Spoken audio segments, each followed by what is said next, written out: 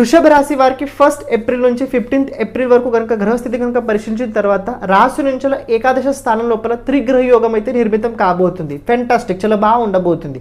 ఉపచయ భావాల లోపల 3 గ్రహాలు ఉండడం చాలా మంచిది, చాలా రాజయోగం లాంటిది.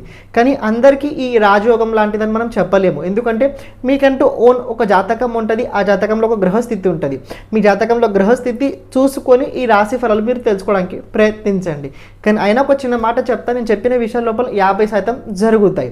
రాబోయే రోజుల్లో మీరు ఎంత సమస్యలైనా ఉండండి, ఎలాంటి పరిస్థితుల్లో కూడా మీరు ఉండనివ్వండి, మీకు అనుకూలించే పరిస్థితి రాబోయే రోజుల్లో క్రియేట్ కాబోతుంది. అంటే మీరు ఎలా అనుకున్నారో అలా అవ్వదు, మీరు అనుకున్నట్టు కొద్దిగా అవుతుంది.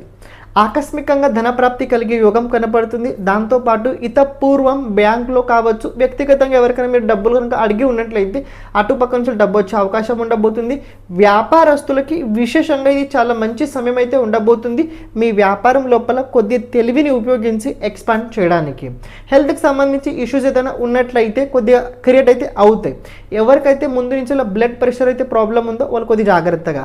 కానీ ఈ సమయకాలం లోపల ఎవరికైనా మీరు డబ్బు లోపల మధ్యలో కనుక వెళ్ళినట్లయితే ఇబ్బందులు అవుతాయి. అదంతా తర్వాత ఈజీగా అయితే క్లోజ్ అయితే కాదు అని ఈ సమయకాలం లోపల విద్యార్థులు జాగ్రత్తగా ఉండండి. తొందరపాటు ఇలాంటి విషయాల్లో అస్సలు చేయకండి.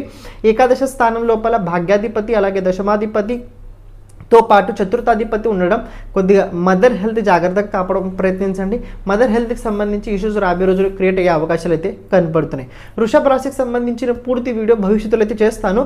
కానీ పాయింట్ చెప్పాల్సింది ఏంటంటే టైం బాగుంది వృషభ రాశి వారిది. కేవలం ప్రయత్నం చేయండి, రహస్యంగా చేయండి, అన్నీ సరిగ్గా జరుగుతాయి. ఈ సమయకాలం లోపల చేయాల్సింది ఏంటంటే గణపతి ఆరాధన ఎక్కువ చేయండి. గణపతి ఆరాధన ఎంత ఎక్కువ చేయడానికి ప్రయత్నిస్తే అంత మంచిది. ఎందుకంటే రేపు 2 డేస్ తర్వాత ఇక్కడ నేను కుజుడు రాశి పరివర్తన చెప్తాను, అందులో మీకు చాలా ఈజీగా అర్థమవుతుంది. అని మన ఛానల్ని ప్రతి ఒక్కరు సబ్స్క్రైబ్ చేసి పెట్టుకోండి. కుదిరినట్లయితే కమెంట్ లోపల శ్రీ విష్ణు రూపాయ నమః కూడా కమెంట్ చేయండి.